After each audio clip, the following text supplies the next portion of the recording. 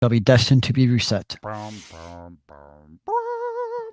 Might not be how it actually goes. You never know, though.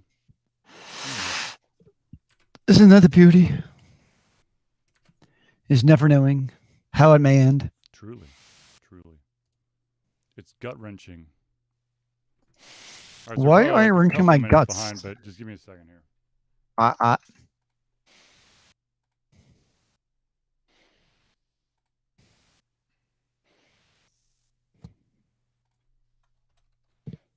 Oh, wait. What?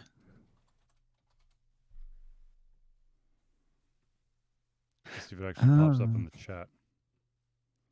Because that's what I'm having. For some reason, when I toggle between the... Nah, I'm going to have to redo it. For some reason, it does not like it when I change scenes.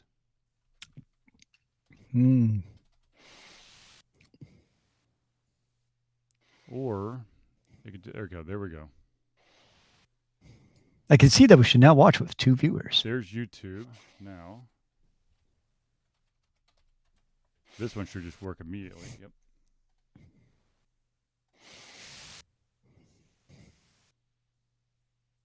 And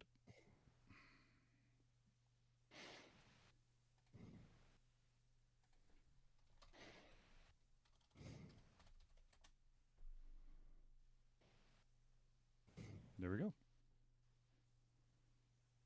We're working on all channels now.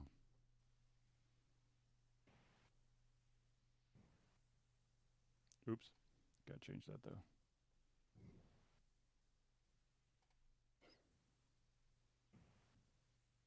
Zelius, are you with me? What? Huh? Yep. Huh? Woo. Yep. Oh. Okay,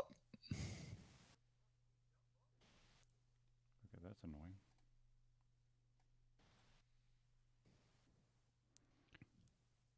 Sorry, I was getting unintended feedback because my headphones for my other computer were set to super duper volume, so it was echoing like a mofo. That's very confusing. Quite. Let's see. All right.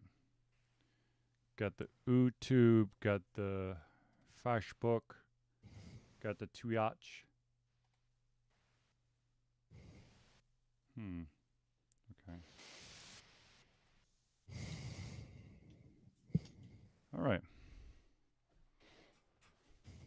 Let me do the Twitter thing and then we'll start.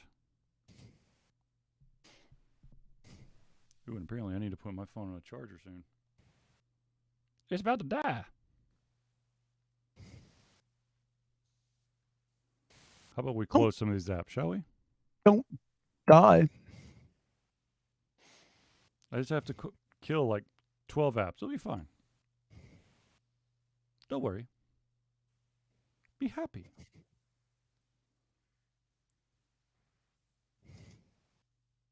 Happy, happy, joy, joy. Happy, happy, joy, joy.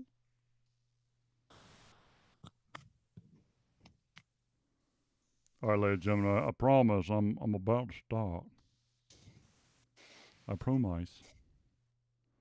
I just got to get everything together. It's been a crazy, wackadoodle, crazy day. Yes. The world is crazy. You don't say, sir. Oh, it's more than crazy, sir. It's extra crazy. What would the world be without some craziness? Sane?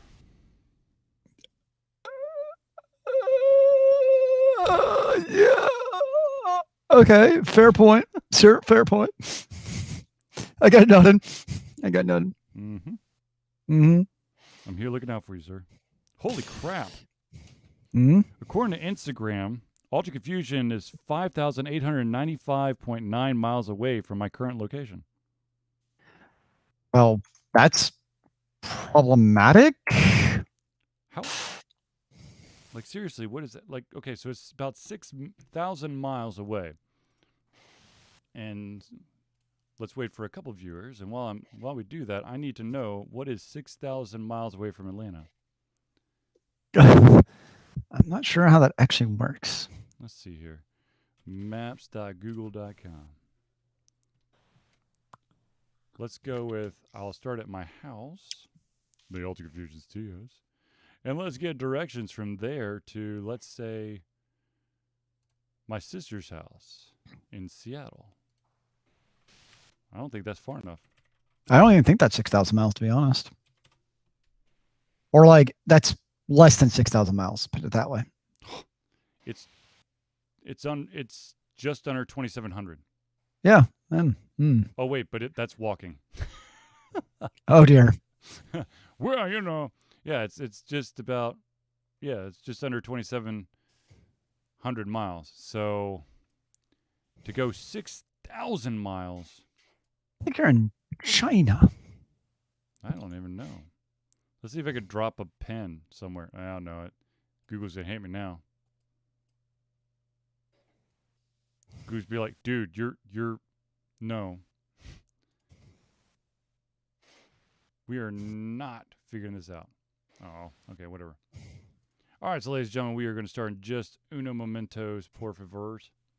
I just have to get one thing, one last little setting, and then we are good to go. I know we're running just a wee bit late. No! Life? What did life, my Progress Quest character, who is currently level 45, ever do to you? Life?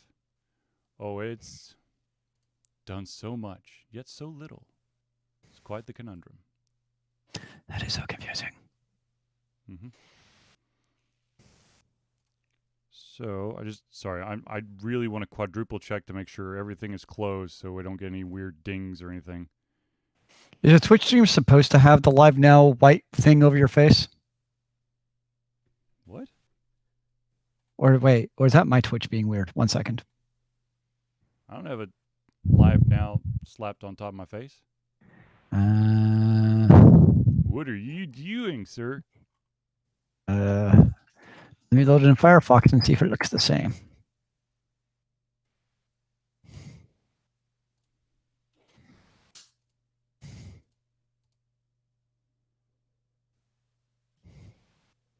You know what? I'm gonna monkey around with that later. We're not gonna do that now. Huh, that's weird. Zealous, I need to talk. What? Oh, that I don't understand.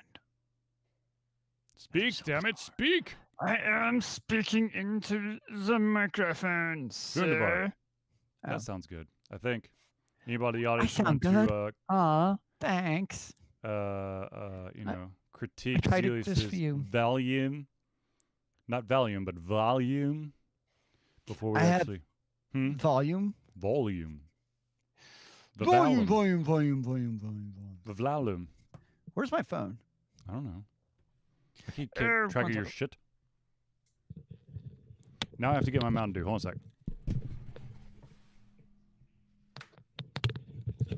Okay, I'm ready again. As many long-time viewers of the Ultimate Confusion Thursday Night Hangout may recall that I have a unhealthy, some people would say unhealthy, fascination, obsession with Mountain Dew, even though Mountain Dew still ain't paying me shit, which I think is just a travesty. I think everyone out there should tell Mountain Dew to get their act together so I can get some sponsorship money or something. But anyways, for those out there who have been part of the Ultimate Confusion fandom for so long, let me introduce you to the Code Red and the regular Mountain Dew. And together, oh my gosh, they make... This is a throwback to the golden days, sir. Awesomeness. What? Yes, ladies and gentlemen, that's right. I poured my drink beforehand. I didn't know you knew how to drink Mountain Dew still. Oh, believe me, I have to. It's my lifeblood. If I don't, ironically, I get such severe migraines for the lack of caffeine pumping through my system. Imagine that, sir. Imagine that. All right, ladies and gentlemen. I think it's that time. So, without further ado, ladies and gentlemen, let's start this shindig, and I hope you enjoy the show. Zealous, you ready? All right. I'll take that as a yeah.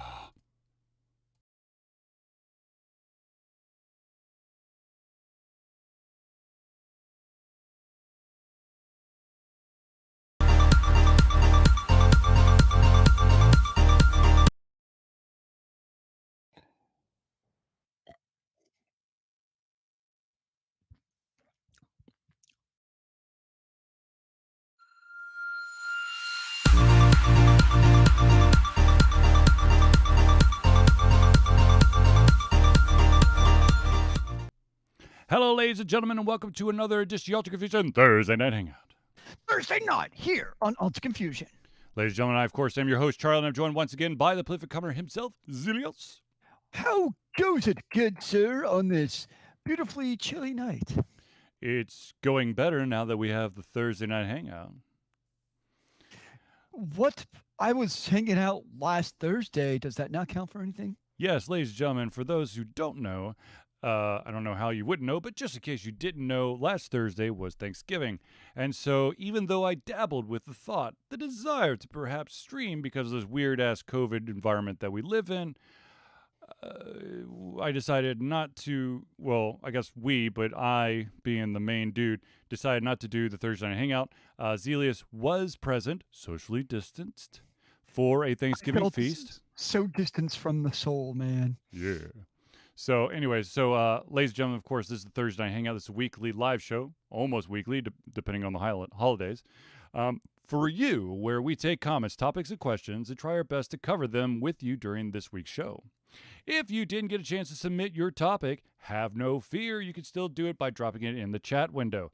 The chat window is picking up YouTube, Twitch, and Facebook. So if you've got something, just drop it in there. It should show up. If it doesn't, I will punch someone in the face. Not you, though. No, not you amazing people out there. And not Zelius, because, well, I don't think I'd be Zelius impressed could if you take could it. punch me from where I am. I'm just saying. Well, that would be impressive, too. But let's not do that. I Real do quick, appreciate that. So I jumped down a weird-ass rabbit hole today, and I want to discuss it real quick before we actually get into the rest of the show. Once upon a time, Ultra Confusion was founded in 2007. And in that time, basically starting roughly about 2009, myself, Charlie, and Zelius, along with a couple of our friends, created an audio podcast starting roughly about February 8th, 2009. In that span, we ran an almost exclusively audio-only podcast for 146 episodes. 146. Then there was this weird bridge. There was an 11-episode kind of me, sometimes, it was like me and someone. Could be me, Zelius, could be me, Zelius and Jesse, could be just me and Jesse, or could be me. And for those of you who really want a history lesson, there was a guy by the name of the German who used to be a ranter on our website. He's still out there, but he doesn't rant. Actually, he's probably My life is ranting. incomplete without the rants. Exactly. So anyways, ladies and gentlemen, because I'm a crazy person, I decided to tabulate how many shows of an Ultra Confusion Thursday Night Hangout-esque actually exists. And with all my calculations, this, my friends, is the 435th Ultra Confusion news show, hangout, video cast, whatever you want to call it. That's a lot. Yes, it is. And almost all of them have Zelius in it. 35 hours of my life that I could not have spent in a better way. Okay, so I'll hold that thought. We didn't actually go to an hour-long format until the 2013. Before that, it was about a 25-minute format because of file size restriction. So, if that's you really, right. I forgot about that. Yeah. So it's like literally I started digging up everything. And by the way, for all those out there who are looking to create a good, strong, awesome like plugin for Chrome, please create something that allows you to pull my entire media library off of a website. Because, oh my God, was it annoying as hell. I got it. I got all 146 podcasts downloaded, but it was painful.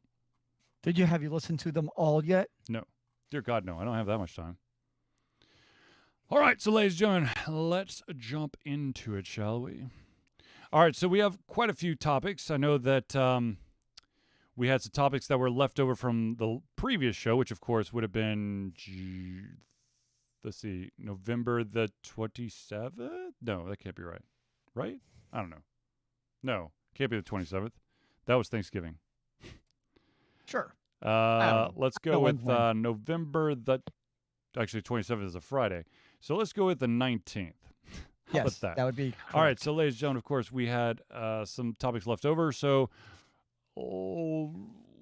let's go with some of the heavy hitters first. Um, one of the topics that was brought up previously and by Zelius was, what are your opinions of, or what's your idea of exclusive versions of consoles, limited runs of consoles, and the concept of high demand, low inventory for consoles? Because, of course, the next gen is just officially out there. I mean, I think limited runs, especially for consoles, like from a if you're designing like a let's just call it like for PlayStation, maybe the Final Fantasy version. I'm Mm-hmm. just throwing in a random Mm-hmm. franchise. I think that's a cool idea because people really get into their consoles and they like to personalize things. Yep. And I just Zealous is dying, people. Don't worry. It's not I don't think you infectious. can catch COVID over the air. It's fine. It's not infectious, I think. Only to my cats Oh, and no. my monster. Mm-hmm. Okay. So, I mean, I think it's cool because people, I mean, Sony has already laid the smackdown on people trying to customize or at least sell customizations of the PS5. And I think with the consoles is they can become like a centerpiece of your room. And so I think the idea of customizable and limited run consoles of the actual main console is a cool idea, which is totally different than like let's just say a limited run of the Nintendo Classic. So you kind of got the two different subsets. I'm more interested in a current gen limited run. I think it's neat because it gives people, chance to personalize and have some interesting consoles. While let's be honest, the manufacturers are probably going to be able to jack up the price and make a nice little profit off of that too, because people will buy it. So I'm all for like the limited runs of like the Zelda themed Switch or the Spider-Man themed um, PlayStation 3. Um, my issue, to be honest with you, is the fact that you've got all these. Um, you've got all. Sorry, I'm trying to type something in the background. You've got all You're of these typing. the abilities to have these exclusive consoles, but they're like Sony is beyond against allowing for people to actually so much as put a special cover on your system. So that for me is just kind of weird that they're like, oh yeah, we're gonna make money, but it's gonna be our money. And I understand it's your own equipment, whatever. Um, I'm trying to think. I don't think I've actually bought a limited run of anything. I think I've Well, just, as soon as I've gotten a hold of a console, I've just locked onto it. yeah, so that's a conundrum. Like at some point, I'm going to get the PlayStation 5, Mm-hmm. but like, does it really make sense to wait for what may or may not eventually be a limited run console? And if I already own a console, I'm not going to buy a limited run version that comes out when it's released. I mean, though I guess technically at that point, you could probably sell the current gen, at least at this point, still for what you bought it for. So wait, so are you talking like the next release after launch day? No, I'm talking about like a limited run for the current generation of the PS5. Oh, so you're just talking like low supply Yeah. then? Yep. Okay. Yeah. No, I'm not talking like the PS5 Slim or No, whatever I'm just the saying next. when I think limited run, I'm thinking limited edition. I think that's where my Well, yeah. brains get So am I. prepped up. That's what I was thinking too. So yeah, when I meant wait, I meant like let's just say like the Spider-Man version. Mm-hmm. I'm not gonna wait on the Spider-Man version to come out Right. if I want that console. I've never cared that much, Right. but people certainly obviously do. When cool. Well, I mean, there's definitely people. I mean, I know that for better or for worse, there were a good chunk or good number of individuals who were waiting for that color selection for the Wii when it first came out. Of course, that never came to fruition. I was like, oh, I'm gonna wait till they release the red Wii, which just sounds wrong. To this day, when I'm like, I'm gonna go play with my Wii. Just, It still sounds weird. yeah, exactly. So, but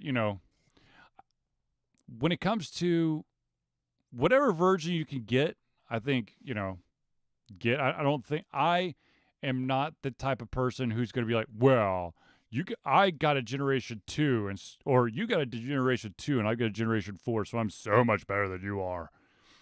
If it works for me, then Well, I think that's also kind of our generation. Like we're a bit older, some might say. yes. So I don't think we're really in it for the console wars or Mhm. any of the EP measuring contest. I think it's probably for the younger generations True. who might care more about that. And that's where you hear the story of the kid didn't get the correct version of the console, and then he like loses his shit and throws it off the balcony because he's so pissed. Um, Yes. That yeah, that drives me. Look, when now of course I'm going to be making myself and Zelius old. But once upon a time, there was only one version of a console. There was one Nintendo, Super yep. Nintendo, N64, which ironically, the only thing about the 64 that was different than basically, the previous generations was that you could put in that they had the slot for that expansion piece that would allow you to play Perfect Dark. Oh yeah, But I mean, that was the level of like exclusivity was, did you have it or did you not? yep. Or if you had the early Rumble pack for the N64 or you didn't. You know, The that Rumble was the Pack. extent of it. Now it's well, it's the slim version and the pro version and the insert weird ass name version here. Um, Yeah, I'm if I were to get a console, I'd get a console, but I'm not going to get one of those because I don't really need one. that's fair.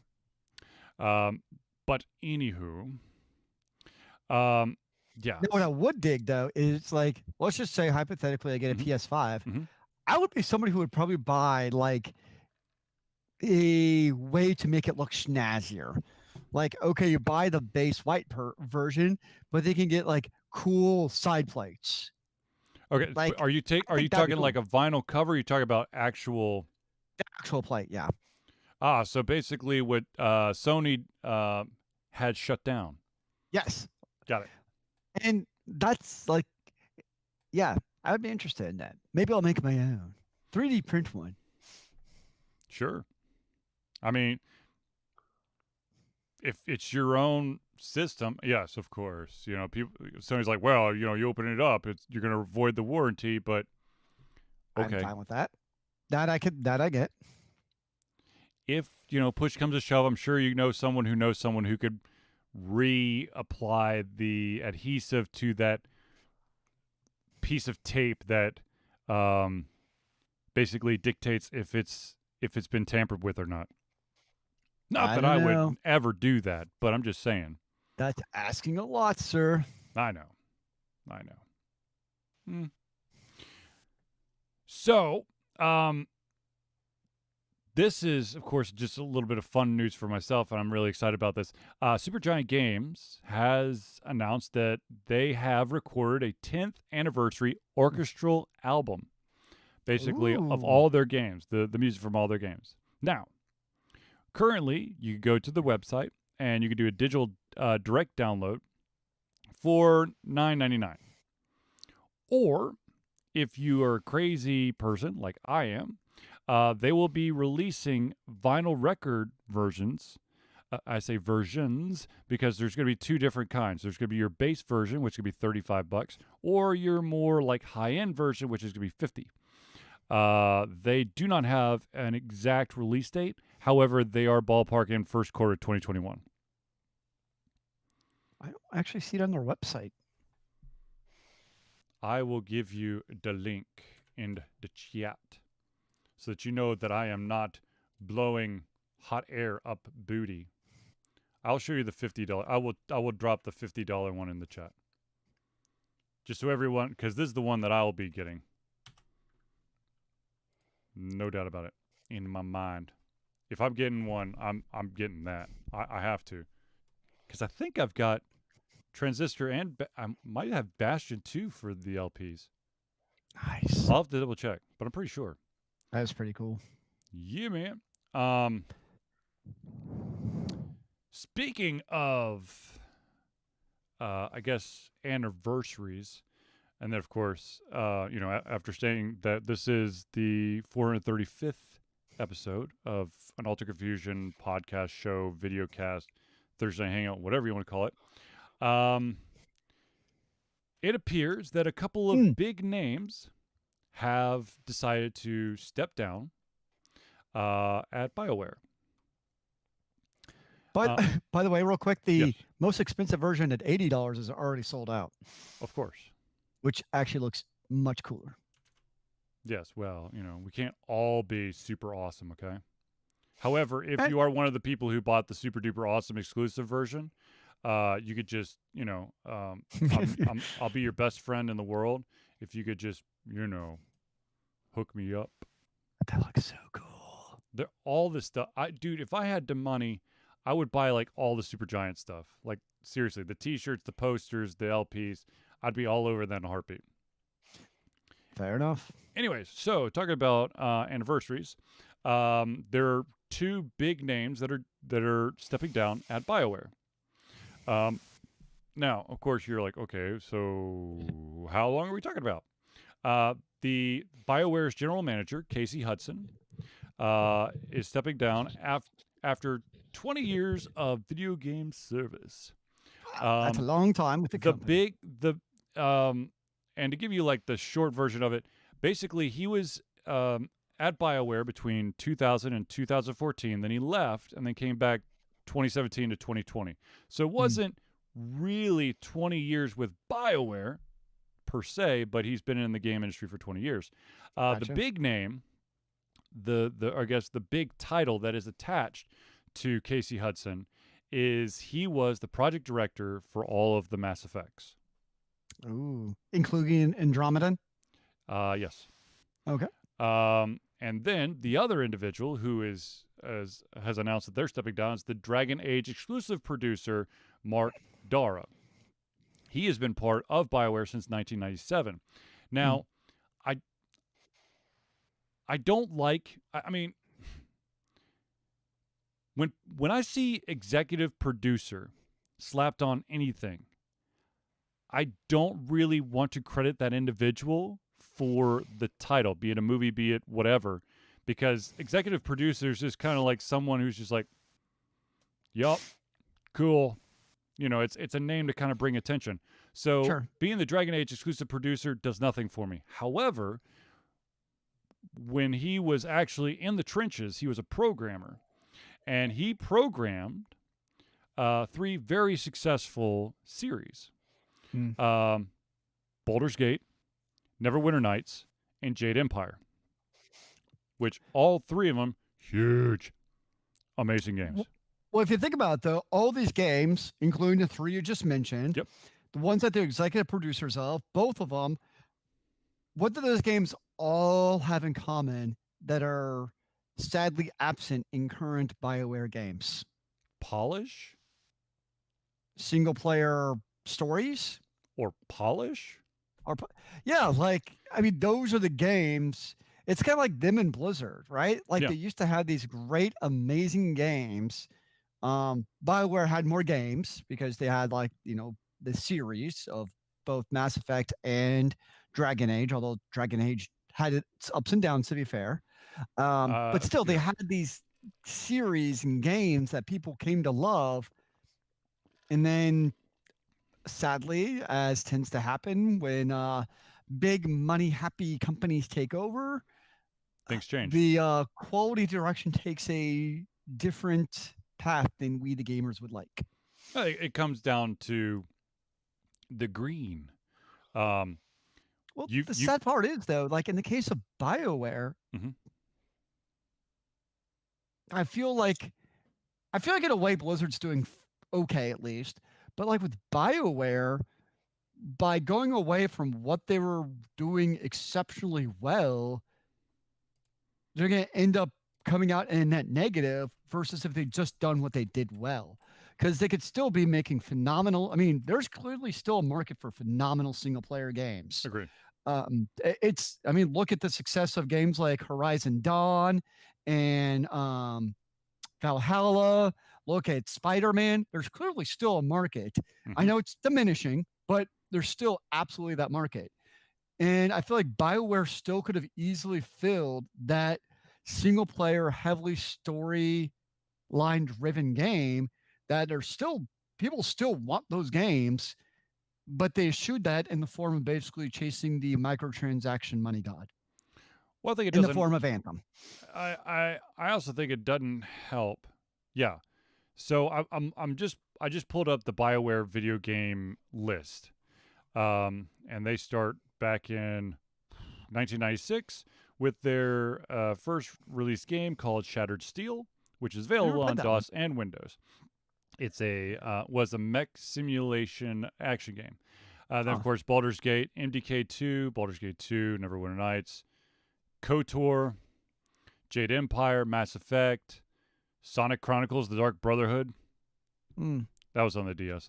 Mass Effect Galaxy, which I actually played. I vaguely remember it was a weird ass iOS game. Dragon Age Origins, Mass Effect 2, Dragon Age 2, a game that I refuse to recognize as existing. Um, the Old Republic, which is the massive online game. Which is Uh, actually not bad. Mass Effect 3. Um, then you had Warhammer Online, which has been canceled.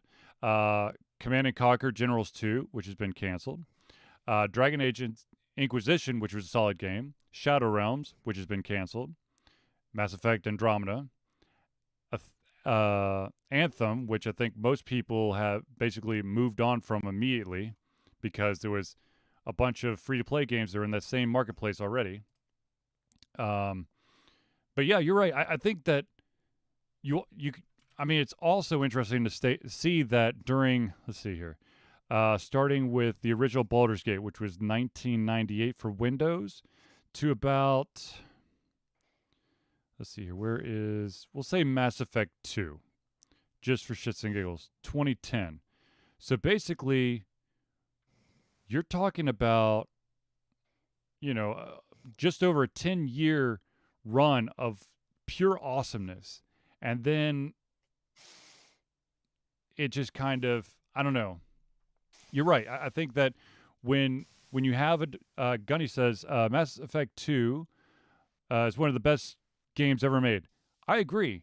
It is a very solid game, and I think that that's one of the things. I mean, you look at some of these older games. Um, I This actually leads into a question that this is the reason why I brought this up.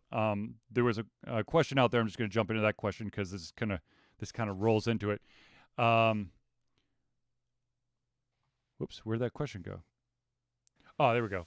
The question is, can the success of a game franchise live on after the main talent or studio behind it is no longer there?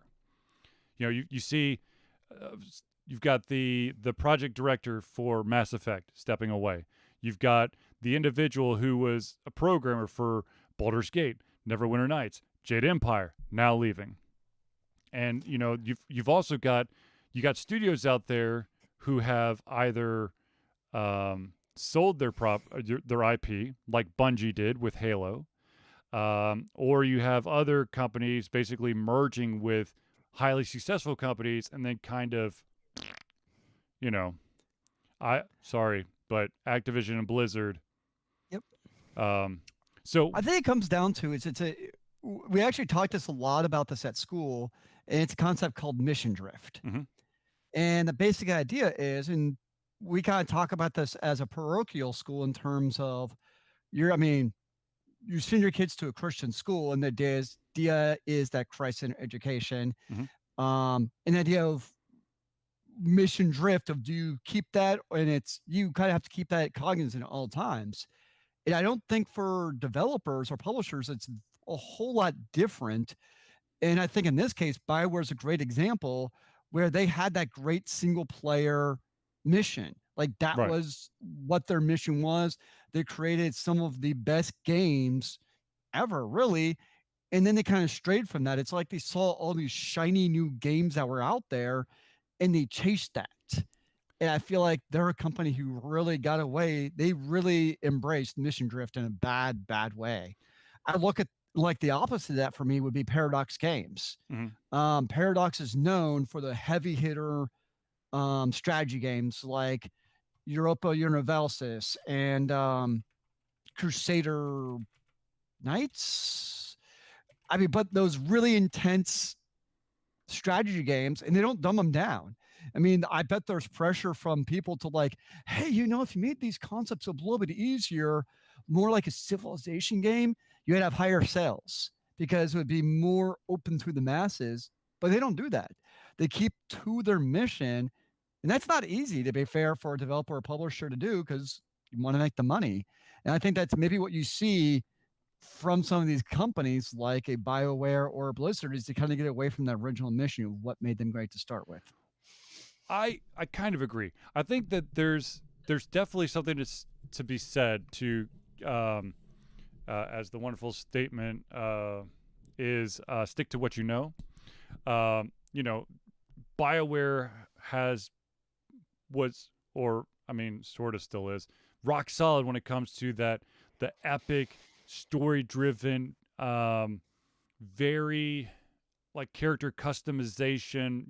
You could really build the character to what you wanted, with all this, the tinkering you could do in Mass Effect or in Baldur's Gate or Neverwinter Nights or Jade Empire, and you're not seeing that. But at the same time, I think that there's also this fear that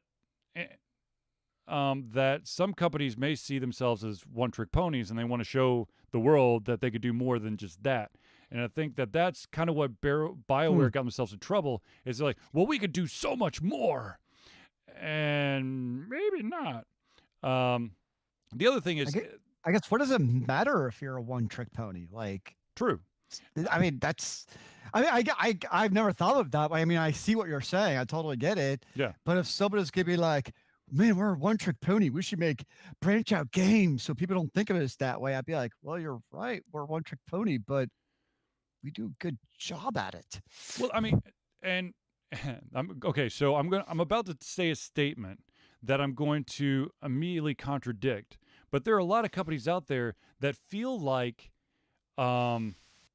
they can't keep doing iterations of the same game because there'll be like a depreciation in quality or fan engagement. Now, of course, I can immediately say the Call of Duties and Madden are contradictions to that, but both of those have a very multiplayer kind of I think emphasis. the multiplayer games I would consider a little bit more outliers. I think for this context, probably more single player games in So terms of. then we're back in the realm of like Blizzard and Diablo, which, to be honest with you, I still to this day feel that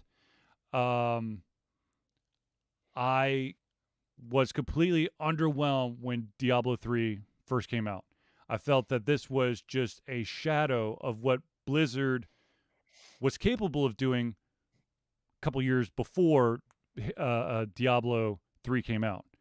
Well, Diablo 3, it's like a new game now, honestly. From what I mean, I know it's been so long since you played it, but now with particularly the in-game content and everything else, it's like a Diablo 4 almost.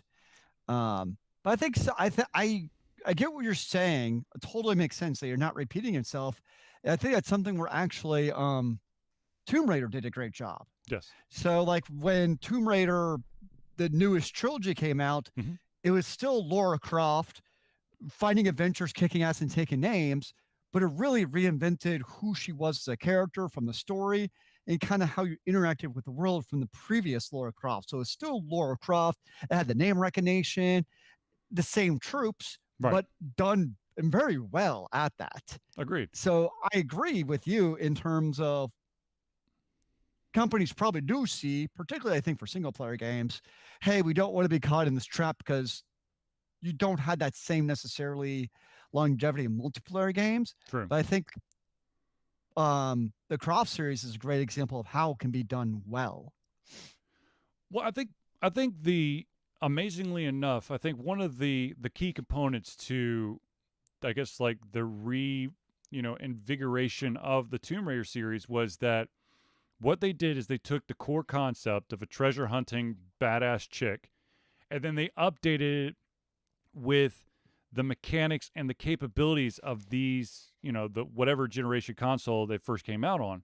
True. They gave it a slicker look. They made Laura a little bit younger, a little bit more rugged, because um, she's a survivalist and a treasure hunter. She's not going to be running around in shorty shorts and a tank top 24/7. So they kind of updated that component, as well as the mechanics of being able to sneak and to solve puzzles, and it has all those core components, but it was kind of given like a fresh breath of air, where you have some of these games that are getting like a reimagining, which they're, I don't know, I just felt like the Tomb Raider series was not trying to live off its previous glory. It's like everyone knows what Tomb Raider is. We're going to make sure that we do it right in a new style. There are a bunch of games out there that are like, we're just going to continue, we're going to update it, but we're going to give you exactly what it was on the, sorry, I keep thinking about Chrono Trigger. I just have an issue with, look, seriously, if you there has to be a cutoff with the number of platforms you can release your game on before you got to be like, look, I just got to make a new one. And I understand that some people are like, well, it's Chrono Cross, the spiritual successor. Sure, whatever. But no, there are, it's for myself and Zelius, we grew up in basically a single player world. Yeah, there was some multiplayer parts to gaming. Most of it is hot seat, which, by the way, means that you are sitting at the same computer and you're splitting up half the keyboard. One person has the arrow keys, the other one has WASD, because back in the day, WASD was a weird concept, but now it's just second nature. Why are you looking at your keyboard, Zelius? Are you afraid that they're going to disappear? My keyboard, it's so weird, man. No, but Of course, one of the classics, Cyberdogs. yeah, man. Hell yeah. Well, so, I mean, the thing is,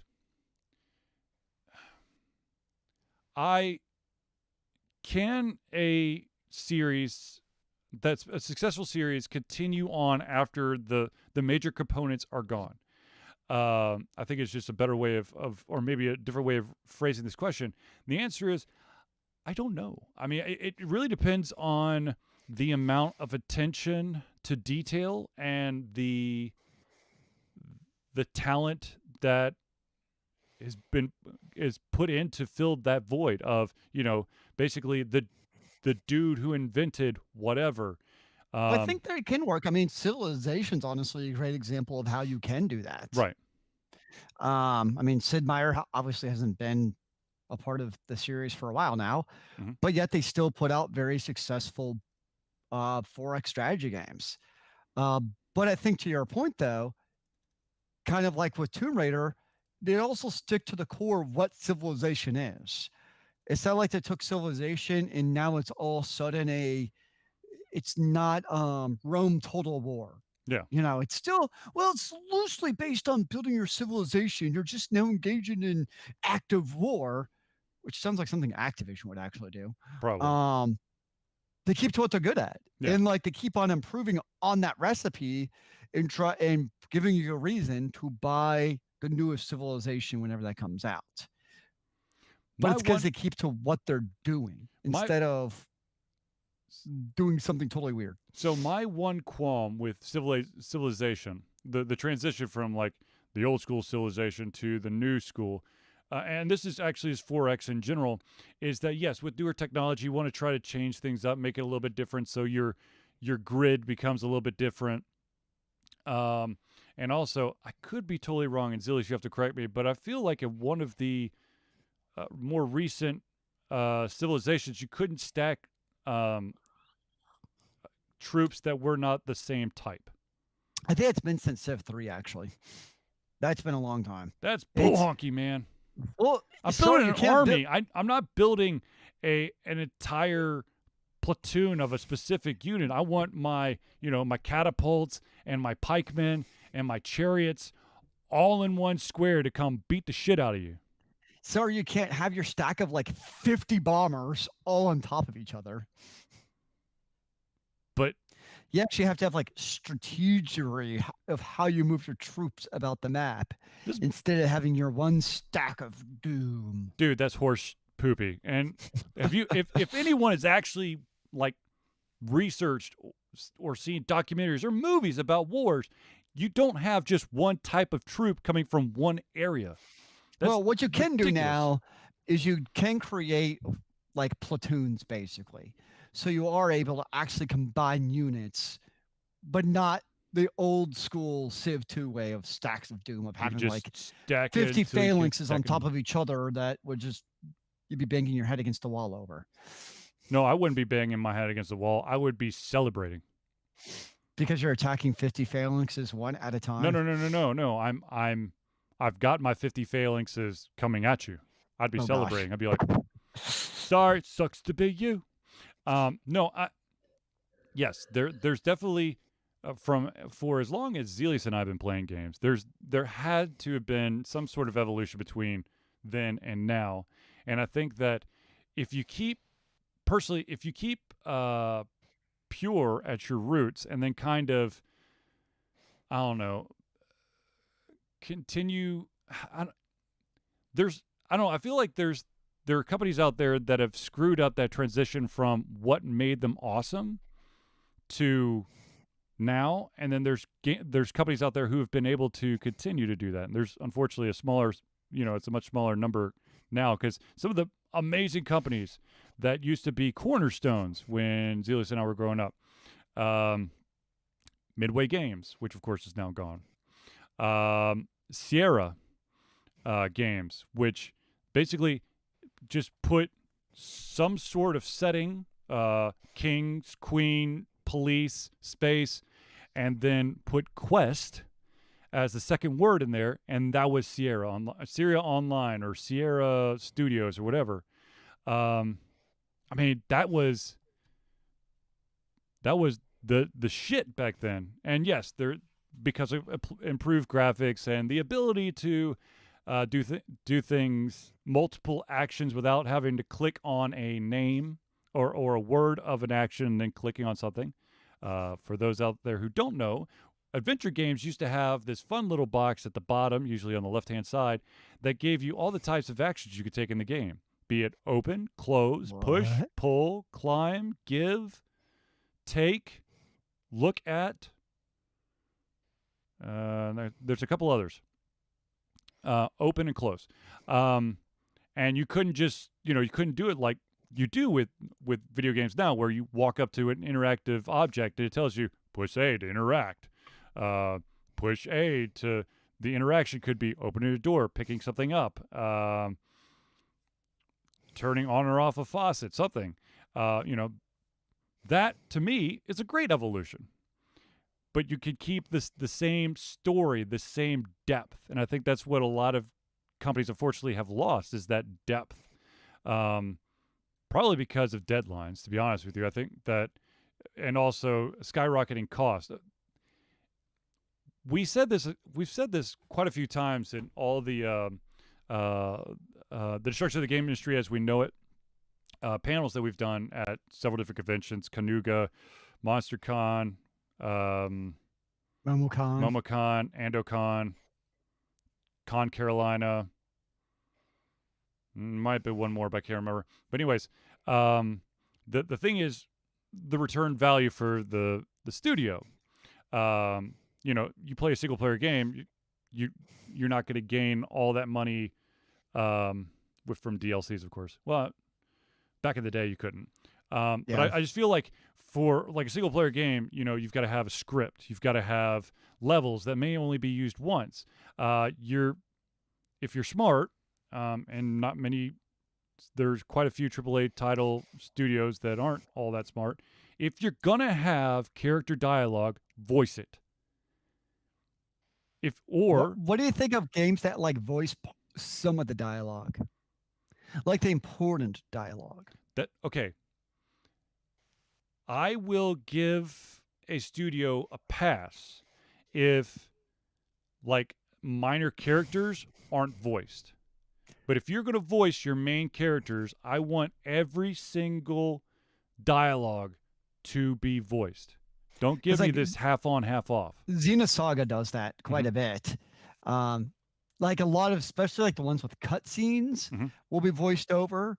But if it's like a minor interlude or especially like side quest, yep, you can just read the text.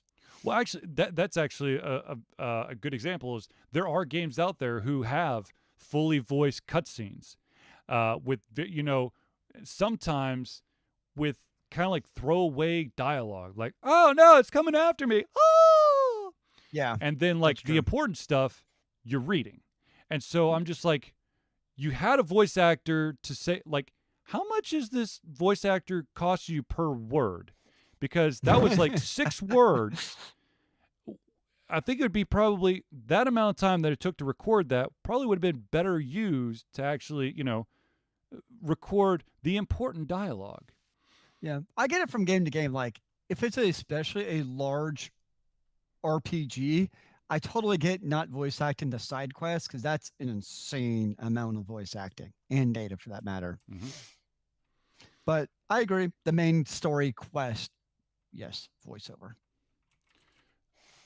And actually, I just wrote the review for this. I think I made mention of this in a previous episode, but there's a game out there called Orwell. Actually, there's, I guess, technically 2 seasons, 2 chapters, whatever the hell you want to call it. And basically, you get to play the part of an analyst to a system that's basically Big Brother, where you're going to basically, this system is going to pull all the information on specific individuals that you've tagged, and then your job is to basically correlate all that data, and then figure out what's important, what's not, and then of course, the end of the day, you what your actions are is going to dictate what happens to individuals that you're basically patrolling over. I played that one, and then I played the second one. The second one, so for the first one, all of the audio, like bits, like you get access to recorded phone calls. It was all text. It was yes, you got the dialogue message, basically like your message app that you have on whatever device you have, where you've got the bubbles on one side for one person, bubbles on the other side for another. But in the second season, second iteration, second chapter, whatever you want to call it, ignorance is strength.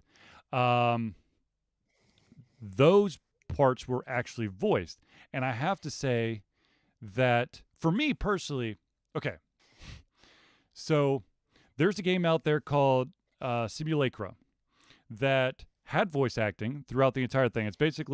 It's about as close to it. Yeah, it's probably an FMV. It's the full motion video where Mm. you're seeing like scenes acted out. Though I don't like to say that one's an FMV because it's literally like small little cell phone videos that just appear. It's not a full experience. But anyways, if you want to see what bad voice acting is, check out Simulacra. Every single Oh, character mailed it in. Like that's sad. this here is a scared guy who thinks he's in trouble. Oh no, the cops are going to come after me. I'm in trouble. You shouldn't have done that. Did I What sell it for should you? I have done? I I'm was like, so look, dude, confused. like I can read off a piece of paper and do monotone just like you. but I didn't get paid for it. Although I don't think they may not have gotten paid for it. It might have just been the programmers and developers, which Nice. does that can happen. If you are so hell bent on getting voice acting into the game, you may try to utilize your current studio, your current resources. However, and I've said this several times about so you finish making your indie game, you think you're done. One of the things that I've always recommended to those who create Kickstarter projects, if you're going to do a video and you want everyone who's part of that project to be in the video, make sure that they have personality. There was a great project that sounded awesome, but the video fell all apart when basically the brains behind all the game mechanics was put on camera where he was staring at the camera and there was no emotion. There was nothing. He just monotoned it back. In my personal opinion, if you're going to have everyone part of your Kickstarter video or whatever, to your promotional video, if an individual is not photogenic, have them talk over a scene of individuals playing the game where you can see that passion. You can't, if you put someone on the spot and they're not used to it, you're not going to see or hear the passion. And the same with voice acting. If you're going to have your game voiced, and I highly recommend you do, because I personally, especially when it comes to single player games, I feel like it gives, when it's done right, it gives such an incredible depth to it that really personally draws me in, and I'm sure that I'm not alone in that statement. But if you have people who are going to voice for you, make sure that they can actually do it. If you're just doing, if it's like, we need to have a female voice, we have this guy, or this artist girl, or this guy's girlfriend or something, if they can't actually make it believable, even a smidge, don't do it. Just save yourself. But as I said, I love when it's a text heavy game. In this day and age, I want voices. You want all the voices? But no, like I said, if at bare minimum, if you're going to have voice acting, I want all of the dialogue for the main characters. Part of it. I totally understand. If it's like NPC 17, hot dog vendor. Sure, throw the text up there. The vast majority of the time, I don't know if I'm alone in this, but the vast majority of the time when I'm playing a game that has voice acting, I have the subtitles on just in case. Just so if I miss something, when they say something, I can still read it off the screen. Or, if someone's having there are individuals out there who have a tough time understanding accents, which is why you put the subtitles on. Even if they're speaking English, sometimes you don't understand what words they just said. Totally fine with that. Yeah, I'm kind of ambivalent about voice acting. You have a much stronger opinion about it than I do. I'm pretty much whatever. Now, ladies and gentlemen, I just looked at the clock, and we're going to quickly run over and do our thank yous for friends of the show, because these amazing people are part of the reason why we continue to do what we're doing. So, ladies and gentlemen, without further ado, let me tell you about some of the friends of the show. Let's start off with the Indie Cluster. The Indie Cluster is an organization of independent game developers that want to gain exposure by being involved in the community. They collectively journey to popular conferences as a traveling booth to help gain attention for their games. They make partnerships in local communities to bring games to the mainstream mindset. They highlight local, unusual, and rare concepts to challenge the paradigm of the common. They also host events to teach kids and minority groups about game development to hopefully one day enter the industry themselves. I can't say enough about Indie Cluster. They are amazing. Ron, who basically runs the Indie Cluster, is overly passionate about trying to help out the independent developers and try to give them some love and respect and some spotlight. And by doing the indie cluster and having this traveling booth, it helps cut down the cost for a lot of the indie developers. Because, not going to lie, getting an actual booth at a convention can be very expensive. And if you're an independent developer, an independent creator, period, that entry point of just that, price tag may keep you from going to conventions where you could be discovered. So definitely, check out Indie Cluster. They are an amazing group. Second off, let's talk about Hero Chiropractic. Hero Chiropractic is a unique healthcare practice set up by Ryan Moore. The company is focused to elevate a patient's experience of freedom, creative expression, and joy.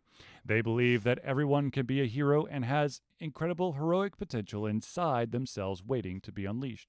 Hero Chiropractic focuses on mobile chiropractic care in the greater Atlanta area. They are committed to healing clients by creating a plan of action uniquely suited for each person. They make that plan of action as convenient and affordable as possible, and most importantly, suited to your individual needs. Ryan has been my chiropractor for many, many years. He's also the chiropractor for my son now, so I have to tell you, he knows his shit, and if you're in the Atlanta area, you should definitely check it out. Now, of course, we have to do a shout out to a friend of the show for a long, long, long time. And that, of course, is Nerdburger Games. Nerdburger Games is the game design imprint of award-winning RPG designer Craig Campbell. Craig has done a whole bunch of RPG design freelancing in the past. Several years ago, he dove into designing his own RPG. Now, Nerdburger Games has multiple RPGs and is showing no signs of stopping. Nerdburger Games endeavors to create games that explore corners of the RPG landscape that haven't been explored, or haven't been explored very often. These games forgo dense gaming mechanics in favor of lighter rule sets that allow players to focus on telling fun, engaging, memorable stories.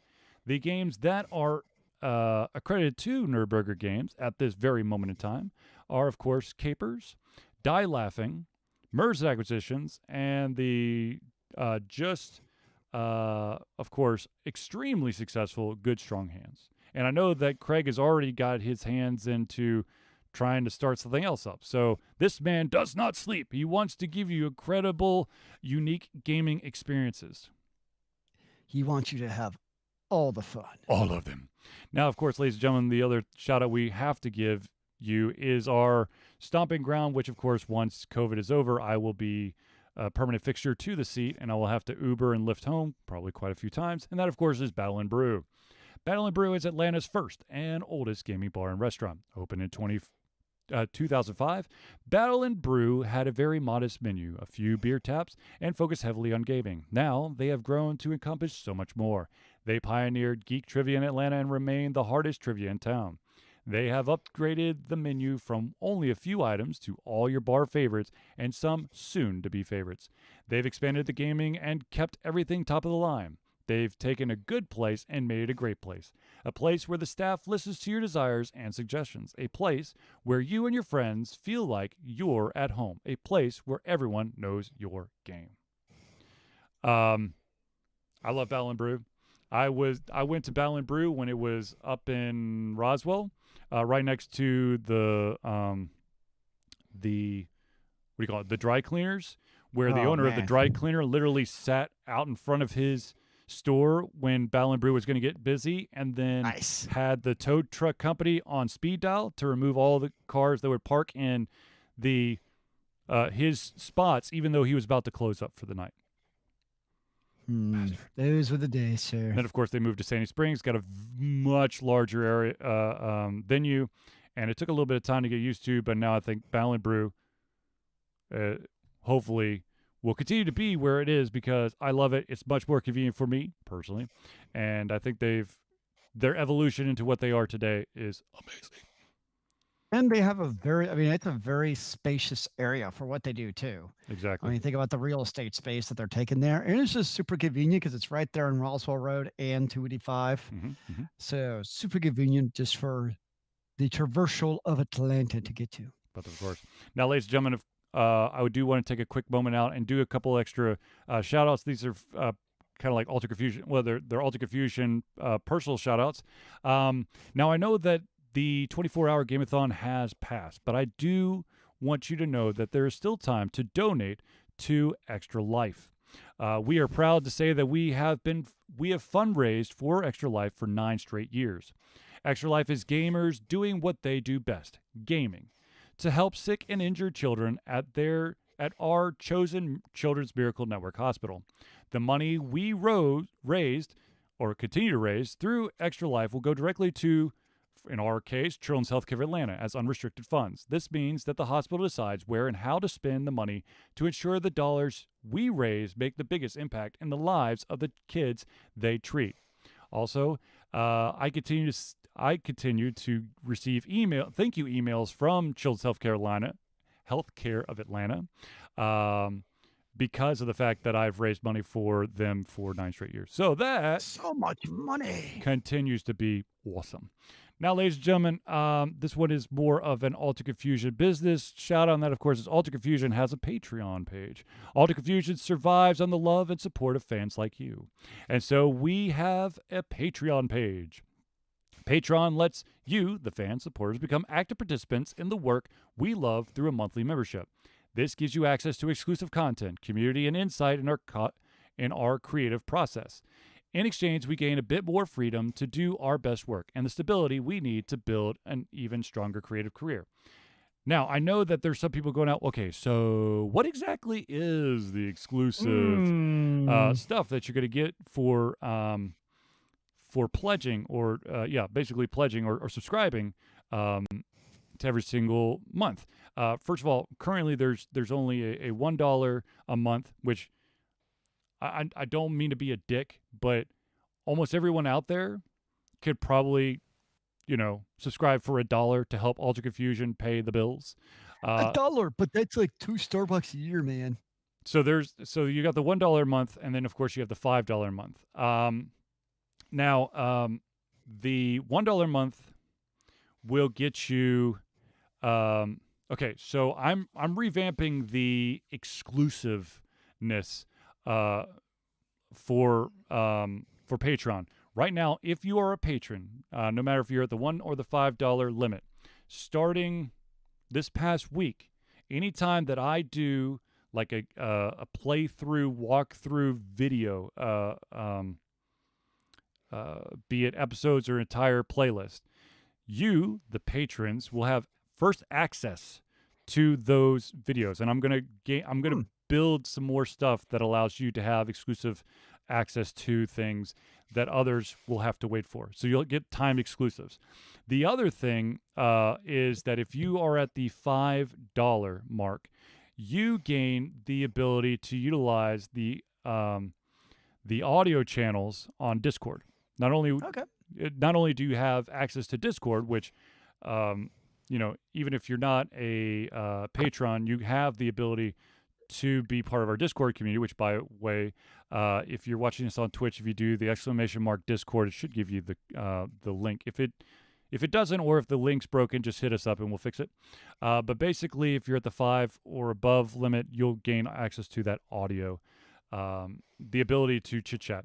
And I'm messing around with potentially having a slightly higher level that would allow for either an audio, just like an audio dialogue between myself and or Zelius and fans, or maybe in a video, which will of course be posted to our website, our YouTube, all that stuff. So What about an option where you tell Charlie how to play the game? Okay, so that's actually something that that's actually a topic that came up. Not how I play the game, but like to be like, you have to do this or something. It's actually gaming. Yes. So yes. okay. Yes. Yes. Hold that thought for just a second. Oh. All right, so ladies and gentlemen, of course, we have our Patreon. If you do not feel that you are able to do a monthly subscription, if you want to just give us a one-time donation, all you got to do is go to www.alteredconfusion.com. There is a donate now button. That's a one-time donation. It goes to our PayPal account. and of course helps us keep the lights on. If you want to send us Lights, something, those were overrated, sir. if you want to send something physical to Alter Confusion that we could show off on the show, be it basically within the realm of let's keep it civilized. We can't show everything that could be sent here, but let's keep it where it needs to be. But if you want to send something to Alter Confusion, your best bet or the way to do it is send it to 1551 Dunwoody Village Parkway. That's DUNWOODY Village Parkway. Number, this is super important, number 88276. That number, 88276, is the actual P.O. Box number. If you do not put that there, it will not get to us, and it will be returned to you within 3 to 5 business days. The city, of course, is Dunwoody. Once again, DUNWOODY, Georgia 30338.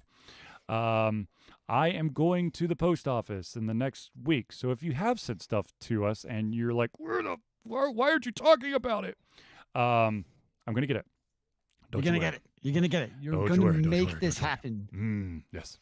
I've been worried, sir. Now, of course, ladies and gentlemen, if you do want to help out Alter Confusion, but perhaps you don't want to send something physical, or maybe you are not in a position to do a financial donation, the best thing and the most amazing thing that you could do, and of course, if you're doing the other stuff, you can still do this, and that is to share the love of Alter Confusion. Retweet us, favorite us, like us, follow us, subscribe to us. Make sure that all your notifications are turned on for whatever platform you're following us on. We're on Instagram. We're on Twitter. We're on Twitch. We're on Google. Google. Google is Twitch. No, Amazon is Twitch. Shit, I'm going to hell. Which way? I'm so confused. Facebook. YouTube. There we go. YouTube is Google. Basically any of our social media means, make sure that you're subscribed, that you've got notifications turned on so that you don't miss out on all the awesomeness that might be coming your way. Now, Zelius made mention of backseat gaming. Potentially, there may be the ability to not backseat game per se, but maybe co-op. That's also in the works. Now I know that we're getting a little bit tight on time, but I do have this question for Zelius. Actually, let me do this announcement real quick, and then we'll do the question. Ladies and gentlemen, Cyberpunk 2077 is almost finally here. Are you sure? I've heard that story before, sir. Preloads for PC and Stadia, Google Stadia, will first become available on Monday, December 7th at 12 p.m. CET on GOG. Good old games.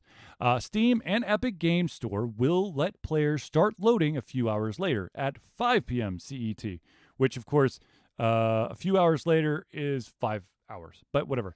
For Xbox and PlayStation players, the availability depends on the console.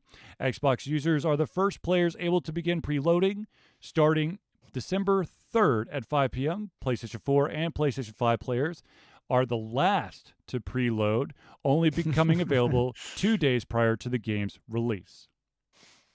Can you be any more excited about that, sir? Dude, I am. As soon as it's available for me to preload from Steam, it's going to be on my computer. Wait, you've already ordered it? Who knows, Zelius? Who knows? It's not the story of Zelda Twilight Princess, where I had the pre-order on my corkboard in my apartment for over a year when it was first destined to come out on the GameCube, and then they kept pushing it, and it finally ended up on the Wii. And I had to change my my pre-order from one console to the next generation. Mysterious, eh? All right, so here's the question that will close the show on, and that is, how much control should viewers or fans of a streamer have over the content that they stream? So Zelius has alluded to backseat gaming, and I think that totally okay. I think it actually, adds, if there's this, this extra level of interactivity between you and the audience, totally fine with it. I'm always willing to hear suggestions or ideas or thoughts for when I'm playing my games.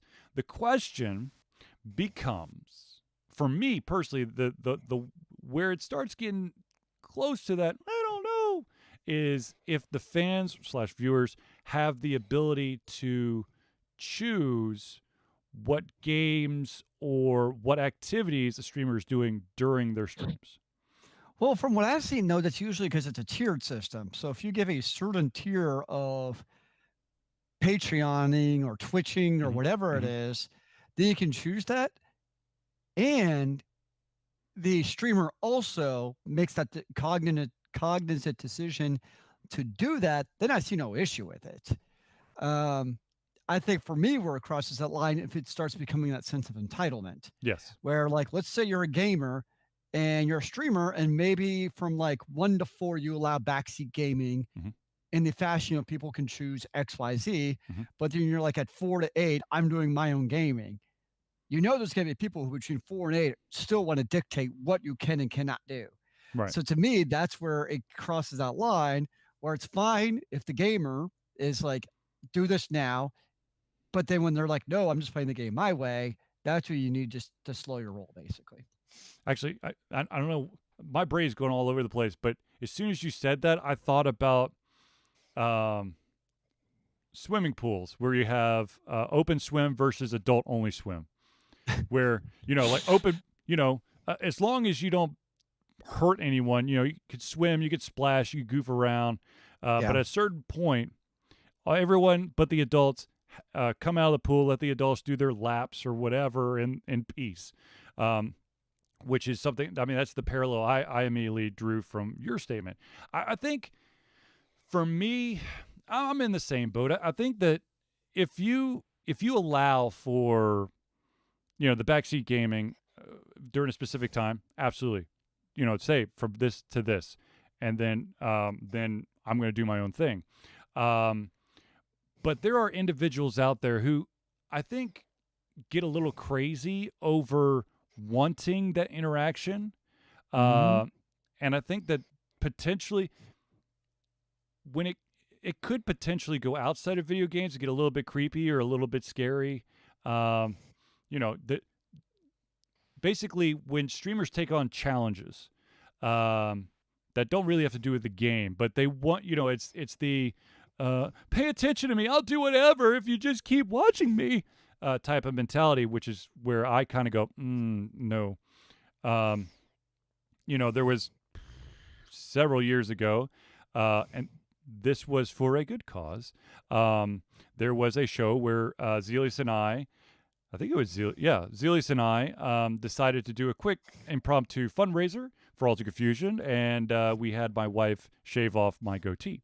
Oh yeah, that was a good time. That I'm okay with. But if we're doing like the cayenne pepper challenge just because I need your attention and love, or the whatever, or you're doing something, if you're, I think this is really more on the streamer than on the audience. You got to set boundaries and whatnot. There are too there's too many entitled people out there already. You don't need to Mm-hmm. give them more power. Yeah, there's definitely that fine line, and I think we talked a little bit in the past on the show how it's almost like, especially if you're going to do this as a living, Mm-hmm. it's almost like there is that sense of entitlement from some viewers. Not most of them. It's always that small percentage where, like, really, No, I mean, and I definitely think that's an issue.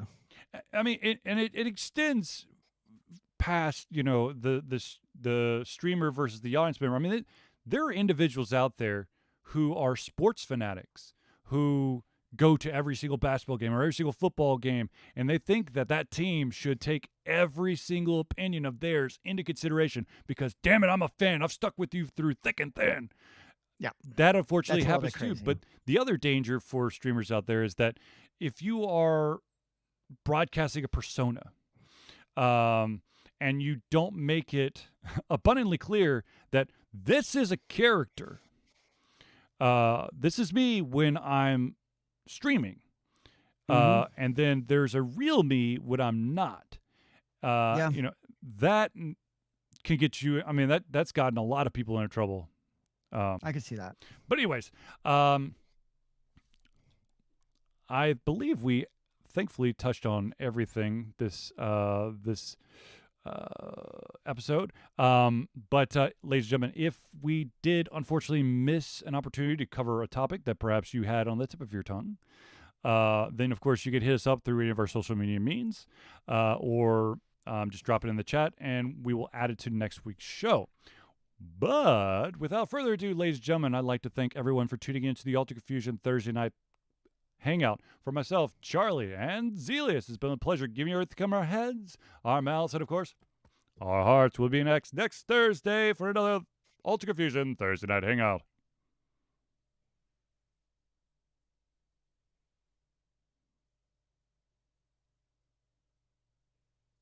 Zelius? Yeah. Are you going to do your outro or what? And remember, kids, keep on gaming in the free world. Amen to that, brother.